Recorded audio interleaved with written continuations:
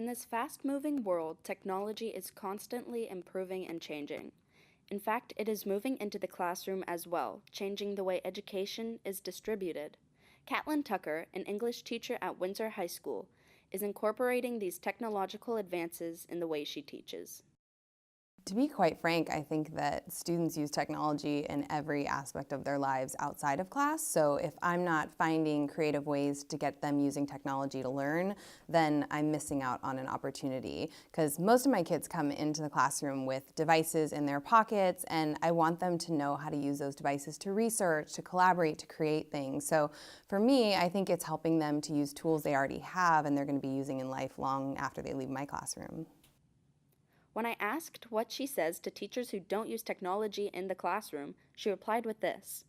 It's daunting to think about harnessing all these different tools. And in my class, that means I have to leverage the tools that come through the door. And I'm definitely not an expert on every single tool, but I see a lot of value in trying to figure out how to engage students with tools. And students are incredible tech support. So for those teachers who are afraid of using technology because they don't feel like the experts, I would say, try one tool, one strategy at a time. Know you're gonna make like a ton of mistakes and that's okay. And then once you get comfortable with that piece of technology, then you can add something else to kind of your proverbial technology tool belt. And as you're working with tech, I would just ask students to be the impromptu tech support in your class because they're incredibly knowledgeable about a lot of the tools that they're using.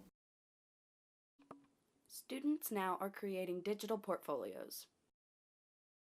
So I have my kids creating a digital portfolio, and it's really meant to be an online collection of their best work. So some of their strongest writing, their multimedia pieces, infographics they've created. And for students today, I think giving them an actual audience, so putting their work online and sharing it, is the most powerful incentive I can give them to do their best work. So they compile these digital portfolios, they write blogs about their process, and then they post them online. And we try to drive traffic to them so that people can see how incredibly talented my students are.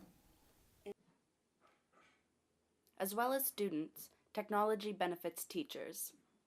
Oh my gosh, my entire job is so much more enjoyable ever since I started experimenting with how I could use technology to shift students from these very passive observers in the learning process to active generators of information. As soon as I started weaving in technology, I was also able to weave together learning mediums. So learning was no longer confined to this 90-minute block period or this physical space. All of a sudden it could continue at home and students could continue having discussions and collaborate on Google Docs. And then when we came back into the classroom, we were able to start at such a deep level together as a group. So for me, it's just created more time and flexibility and opportunities to connect with my students.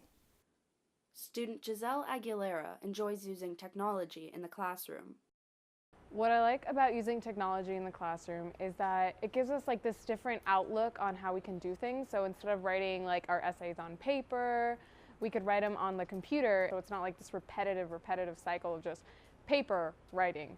It's like, oh look, we get to use the Chromebooks and like we can use this in order to type our essays. Technology benefits me in the classroom because it doesn't make the classroom boring. When, say in my English class, she will be like, okay, so if you need help looking this up, take out your phone and then look this word up so you find out what the definition is. But I would say to teachers who don't use technology in the classroom, I would encourage you to do so. Technology keeps on moving, so if we keep going back in terms of like not using technology in the classroom, then people will not be prepared for like real world situations that do need technology.